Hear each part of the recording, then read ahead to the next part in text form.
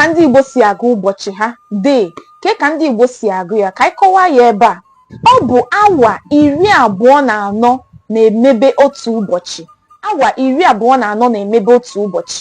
Ọ bụkwa site n'elekere ka esikwa amata mgbe ụbọchị malitere. Na mgbe gboo, ụbọchị na-amalite na ndeeri abalị. Ndeeri abalị bụ midnight, n'ime abalị. Ọ bụ site na ndeeri ka esi abanye n'isi ụtụtụ maọbụ ụzọ ụtụtụ. Sitezie n'ụzọ ụtụtụ maọbụ isi ụtụtụ wee batazie n'ụtụtụ. Ọ bụkwa site n'ụtụtụ ka esi abata n'etiti ehihie. Ọ bụkwa site n'etiti ehihie ka esi abata n'ehihie n'onwe ya, sitezie n'ehihie bata na mgbede. Ọ bụkwa site na mgbede ka esi abata n'abalị, sitezie n'abalị wee bata na ndeeri abalị, ya bụ ime abalị, nke bụ midnight. Ma ndeeri, ma ụtụtụ, ma ehihie, ma mgbede, ma abalị, ọ bụ ha niile mebere ụbọchị.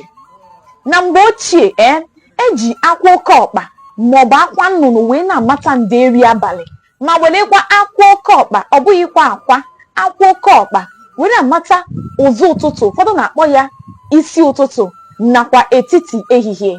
Ọ bụkwa anyanwụ ka eji amata ehihie nakwa mgbede abalị. Ejikwazi onyinyo mmadụ amata ehihie nakwa oge mgbede. N'oge ochie, onyinyo mmadụ bụ chado ya. Ọ bụkwa n'ọnwa ka eji amata abalị nakwa ime abalị. Mana ugbu a, nkwa adagharịala. Ọ bụzi elekere ka ejizi amata ihe ndị a niile, ma ndeeri, ma ụtụtụ, ma ehihie, ma mgbede, ma abalị, ma etiti abalị.